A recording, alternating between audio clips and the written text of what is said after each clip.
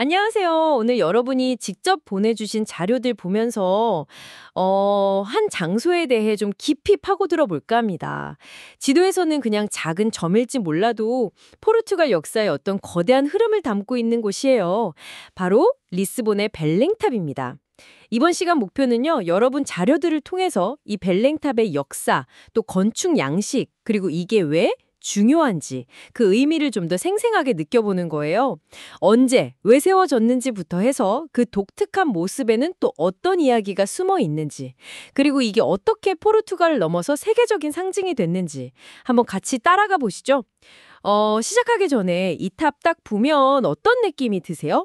자료들을 보면 뭐랄까 되게 아름다운 건축물 아니면 바스코다가마 같은 탐험가들이 막 떠나는 걸 지켜봤을 것 같은 그런 낭만적인 장소 이렇게 생각하실 수 있을 것 같아요. 근데 흥미로운 건 이 탑의 처음 모습은 생각보다 훨씬 더 실용적이고 좀 엄격했다고 해야 할까요? 그냥 기념탑이 아니라 원래는 요새였다는 거죠. 심지어 나중에는 뭐 세관, 등대, 감옥으로까지 쓰였다는 기록도 있더라고요. 와, 진짜 이력이 다채롭죠. 자, 그럼 이 탑의 첫 이야기부터 한번 펼쳐볼까요? 네, 그럼 가장 기본적인 질문부터 시작해 볼까요? 이 인상적인 탑 대체 언제, 누가, 그리고 왜 만들게 된 건가요? 자료 보니까 16세기 초 마누엘 1세라는 왕이 지시해서 지었다고 나오네요. 1514년에 시작해서 1519년에 완공했다고요? 생각보다 되게 빨리 지었는데요? 16세기 초 포르투갈은 정말 역사의 파도를 제대로 타고 있었죠. 마누엘 1세 때가 바로 포르투갈의 황금기, 그러니까 대항해 시대의 최고 절정기였거든요. 이 탑을 세운 목적은 일단 겉으로는 명확했어요. 바로 수도 리스본 방어. 태주강 하구가 대서양하고 딱 만나는 지점이잖아요. 거기에 이걸 세워서 적들이 들어오는 걸 막고 리스본 항구를 지키려는 군사적인 목적이 제일 컸습니다. 생각해보시면 그때 포르투갈이 막 인도로 가는 새로운 길을 열고 해상무역으로 엄청난 부를 쌓고 있었으니까요. 수도 방어가 얼마나 중요했겠어요. 그 위치 자체가 정말 리스본 길목을 딱 지키는 전략적인 요충지였던 거죠. 아, 정말 딱 길목이네요. 네. 근데 이게 그냥 돌로 쌓은 방어벽, 그것만은 아니었어요. 여기에는 또 다른 중요한 의미가 있었는데 바로 그 유명한 바스코다가마의 인도 항로 개척 성공. 이 역사적인 업적을 기념하고 더 나아가서 우리 포르투갈 해양력이 이 정도다. 이걸 과시하려는 의도도 아주 강했습니다. 아하. 그러니까 국가의 힘과 자부심을 보여주는 기념비적인 성격, 그리고 실용적인 방어 목적, 이 두 가지가 딱 결합된 건축물이라고 보시면 돼요. 아마 그래서 그렇게 빨리 지으려고 했을 가능성이 높아요. 국가적인 위신이 걸린 프로젝트였으니까요. 그렇죠. 단순한 성벽이 아니라 처음부터 국력과시랑 기념비 의미까지 담았다. 와, 그 시대 포르투갈의 자신감이 막 느껴지네요. 근데 아까 잠깐 얘기했지만 이 탑이 그럼 쭉 요새 역할만 한 건 아니라고 하셨잖아요. 자료들에도 보면 세관, 등대, 심지어 정치범 수용소로 사용됐다는 내용이 나오는데 전 이게 좀 의외였거든요. 이렇게 아름다운 탑이 감옥으로요? 진짜요? 그렇죠. 바로 그 점이 벨랭탑의 역사를 더 재밌게 만들어요. 하나의 건물이 시대가 바뀌고 필요에 따라서 이렇게 다양한 얼굴을 갖는다는 건데요. 처음에는 당연히 군사 방어시설 역할이 제일 중요했죠. 근데 포르투갈 해상 활동이 점점 활발해지고 리스본이 국제무역항으로 막 커지면서 태주강을 드나드는 배들이 엄청 많아졌을 거 아니에요. 네, 그쵸. 관리해야죠. 네, 그러니까 그 배들을 관리하고 세금도 걷고 할 필요가 커진 거죠. 그래서 자연스럽게 세관 기능도 일부 하게 된 거고요. 또 밤에는 강 어귀를 밝혀서 배들이 안전하게 다니도록 등대 역할도 했고요. 아, 등대 역할까지. 네, 그리고 감옥으로 쓰였다는 거. 이건 당시에 포르투갈의 그 화려한 영광 뒤에 있던 어떤 권력의 엄격함, 어두운 면을 보여주는 증거일 수도 있어요. 주로 신분이 좀 높은 정치범들을 가뒀다고 알려져 있는데 탑의 그 예쁜 모습과는 참 대조적이죠. 그러네요. 네, 이런 식으로 벨랭탑은 그냥 서 있는 건물이 아니라 뭐랄까 군사, 경제, 정치, 사회, 포르투갈 역사의 여러 층을 그대로 담고 있는 살아있는 기록물 같은 거예요. 요새로 시작해서 국가의 관문 역할을 하던 세관, 또 밤바다를 지키는 등대, 때로는 권력의 도구로 리스본이라는 도시랑 같이 숨쉬어 온 거죠. 와, 진짜 한 편의 드라마 같아요. 탑 하나에 이렇게 이야기가 많다니. 자, 그럼 이제 이 탑의 겉모습, 그러니까 건축 양식에 대해서 좀 더 자세히 봐야 할 것 같아요. 많은 분들이 벨랭탑 사진 보면서 와, 장식 진짜 화려하고 독특하다 이렇게 느끼실 텐데 자료들에서도 마누엘 양식이라는 이름이 계속 나오거든요. 이게 정확히 어떤 스타일이에요? 이름만 들어도 마누엘 1세 왕이랑 관련이 있을 것 같은데요. 네, 정확히 보셨어요. 마누엘 양식은 이름 그대로 마누엘 1세 통치 기간, 그러니까 1495년부터 1521년 사이에 포르투갈에서 아주 크게 유행했던 독특한 건축, 예술 스타일이에요. 유럽 전체로 보면 후기 고딕에서 르네상스로 넘어가는 딱 그 전환기인데 이 두 양식의 영향을 받으면서도 포르투갈만의 아주 독창적인 특징을 발전시켰죠. 한마디로 표현하면 엄청나게 화려하고 장식적인 스타일이라고 할 수 있어요. 마치 건물 뼈대 위에다가 온갖 보석이랑 자수를 막 덧입힌 것 같은 그런 느낌. 와, 보석이랑 자수요? 네, 그런 느낌이죠. 여기서 정말 흥미로운 건 이 마누엘 양식의 폭발적인 유행이 포르투갈의 그 대항해 시대, 그러니까 해양 탐험이랑 무역으로 어마어마한 부와 명성을 누리던 시기랑 정확히 겹친다는 거예요. 그래서 이 양식의 장식들을 자세히 보면 그 시대 포르투갈 사람들의 생각, 열망이 그대로 녹아 있어요. 바다, 항해, 새로운 발견에 대한 어떤 경이로움, 그리고 막 넘쳐나는 부, 강해진 국력, 이런 걸 과시하고 싶은 욕구가 건물 곳곳에 새겨져 있는 거죠. 건축 자체가 시대 정신을 보여주는 아주 강력한 매체였던 셈입니다. 건축이 시대 정신을 담는 그릇이라. 와, 진짜 매력적인 설명인데요. 그래서 구체적으로 어떤 장식들이 그런 걸 보여주나요?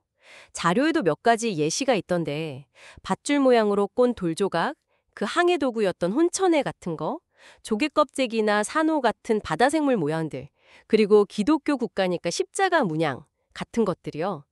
이런 걸 보면 진짜 바다를 향한 열망, 탐험 시대 분위기가 확 느껴지는 것 같아요. 근데 유독 좀 눈길을 끄는 약간은 엉뚱해 보이는 조각이 하나 있더라고요. 바로 코뿔소 모양 조각상이요.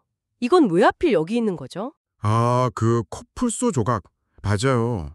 벨랭탑의 마누엘 양식 얘기할 때 절대 빼놓을 수 없는 아주 상징적인 요소입니다.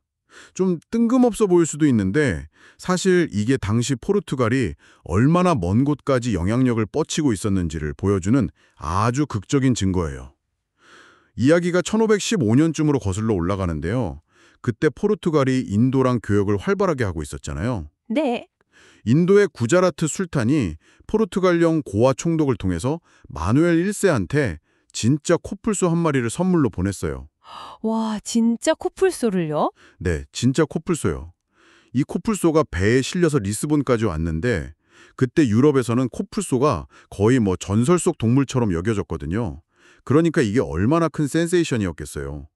독일의 그 유명한 화가 알브레이트 듀로도 이 소식 듣고 스케치 보고 유명한 목 하나를 남겼을 정도니까요. 아, 뒤로의 코뿔소 파나가 이거랑 관련이 있었군요. 네, 그렇죠. 벨랭탑 감시탑 아래쪽에 새겨진 이 코뿔소 조각이 바로 이 실제 코뿔소를 모델로 했을 가능성이 아주 높아요. 이 코뿔소는 그냥 동물이 아니라 당시 유럽 사람들한테는 상상도 못했던 신세계의 경이로움 그 자체였던 거죠. 그리고 그걸 리스본 중심부 국가 상징물인 벨랭탑에 딱 새겨 넣음으로써 우리가 바로 그 신세계랑 직접 연결되어 있다. 우리는 이렇게 먼 곳에 신기한 존재까지 데려올 힘이 있다. 라는 강력한 메시지를 안팎으로 전달했던 겁니다. 와, 대단하네요. 네. 단순한 장식이 아니라 그 시대의 자부심과 성취를 꾹 물러 담은 상징인 셈이죠.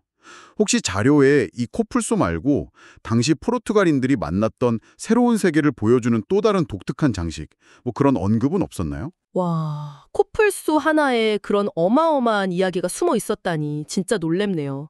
그냥 이국적인 취향이 아니라 제국의 위용을 과시하는 상징이었다니. 자료에는 코뿔소만큼 구체적인 다른 동물이나 식물 얘기는 자세히는 없었고요. 그냥 전반적으로 이국적인 요소들이 마누엘 양식의 특징 중 하나다. 뭐 이 정도로 설명하고 있어요. 아마 그때 포르투갈 사람들이 만났을 아프리카나 아시아의 다양한 문화, 자연에서 영감을 받은 요소들이 곳곳에 녹아 있을 것 같다는 생각은 드네요. 자, 그럼 이제 이 모든 이야기들, 요새로 시작한 역사, 기능 변화, 시대를 담은 건축 양식, 이걸 다 종합해 볼 때 베랭탑이 오늘날 우리에게 주는 의미, 그 상징성에 대해 좀 더 깊이 들어가 봐야 할 것 같아요. 그냥 오래되고 아름다운 탑, 그 이상으로 왜 이렇게 중요한 장소로 여겨지는 걸까요? 베랭탑은요, 포르투갈 역사상 가장 빛났던 순간, 바로 그 대항해 시대의 정신과 성취를 아주 집약적으로 보여주는 가장 강력한 상징물 중 하나라고 할 수 있어요.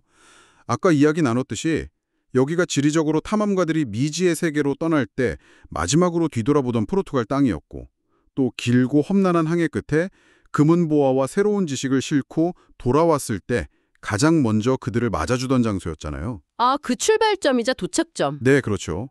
상상해보세요. 수많은 배들이 여기를 지나면서 희망과 불안을 안고 떠나고 또 성공과 실패의 이야기를 안고 돌아왔을 거란 말이죠. 그렇기 때문에 이 탑은 그냥 건축물이 아니라 그 시대 탐험가들의 용기, 도전 정신, 미지에 대한 열망, 그리고 그들이 이룬 발견과 영광, 이 모든 이야기와 절대 뗄 수 없이 연결되어 있는 거예요. 그들의 여정 자체가 이 탑에 새겨져 있다고 해도 과언이 아니죠. 뭔가 뭉클하네요. 이걸 좀 더 넓게 보면 벨랭탑은 원래 군사적, 실용적 목적으로 지어진 건축물이 시간이 흐르면서 어떻게 한 국가와 시대를 대표하는 강력한 문화적, 역사적 상징으로 자리 잡을 수 있는지를 보여주는 아주 탁월한 사례예요. 탑의 물리적인 기능, 그러니까 방어시설이나 세관 역할은 시대가 변하면서 점점 줄거나 사라졌지만 그 안에 담긴 이야기와 상징적인 가치는 오히려 시간이 갈수록 더 풍부해지고 중요해졌다는 거죠. 포르투갈 사람들한테는 사기나라 황금기를 떠올리게 하는 자부심의 근원이자 정체성의 일부가 됐고, 전 세계 사람들한테는 인류 역사의 큰 전환기였던 대항해 시대를 생생하게 느낄 수 있는 창문이 된 거고요. 탐험가들의 시작과 끝을 함께한 상징적인 장소라는 말씀 정말 와닿는데요. 그 사람들 이야기가 켜켜이 쌓여서 지금의 의미를 만들었다는 거군요. 그리고 이 탑의 중요성은 포르투갈 안에서만이 아니라 세계적으로도 인정받고 있잖아요. 자료에도 1983년에 바로 옆에 있는 제로니무스 수도원이랑 같이 유네스코 세계문화유산으로 등재됐다고 딱 나와 있어요. 이건 어떤 의미를 더할까요? 네, 유네스코 세계문화유산 등재는 벨랭탑이 가진 가치가 단지 포르투갈이라는 한 나라에만 해당되는 게 아니라 전 인류가 함께 보존하고 기억해야 할 탁월한 보편적 가치를 지녔다는 걸 국제적으로 인정받았다는 뜻입니다. 제로니무스 수도원이랑 벨랭탑은 마누렐 영식의 가장 뛰어난 예시이면서 동시에 대항해 시대 포르투갈의 예술적, 문화적 성취를 보여주는 기념비적인 건축물들이죠. 네. 유네스코는 이 건축물들이 인류 역사에서 아주 중요한 시기, 그러니까 유럽이 세계로 뻗어나가면서 문화 교류와 갈등이 폭발적으로 늘어났던 바로 그 전환기를 이해하는 데 핵심적인 역할을 한다고 평가했어요. 벨랭탑은 그 시대의 기술, 예술, 종교, 경제, 정치적인 야망, 그리고 세계관의 변화까지도 다 담고 있는 정말 살아있는 역사 교과서 같은 존재라고 할 수 있습니다. 와, 살아있는 역사 교과서라. 오늘 정말 벨랭탑이라는 건축물 하나로 시간 여행을 제대로 한 기분입니다. 정리를 좀 해보면 처음엔 리스본 항구를 지키는 단단한 요새로 시작했지만 시대의 흐름에 따라 세관, 등대, 심지어 감옥으로도 쓰이는 다채로운 역사를 가졌고, 무엇보다 후기 고딕과 르네상스가 만나 탄생한 포르투갈 고유의 마누엘 양식으로 지어져서 밧줄, 조개, 혼천에 심지어 저 멀리 인도에서 온 코풀소 조각 같은 화려하고 상징적인 장식들을 통해 대항해 시대의 정신과 이야기를 담고 있다는 점. 마지막으로 이 모든 가치를 인정받아서 유네스코 세계문화유산으로 지정되어 인류 전체의 유산이 되었다는 것까지. 아, 정말 알면 알수록 깊이가 느껴지는 곳이네요. 네, 맞습니다. 오늘 우리가 같이 살펴본 내용들을 바탕으로 마지막으로 이런 질문을 한번 던져보면서 마무리하고 싶어요. 여러분도 한번 생각해 보시면 재밌을 것 같아요.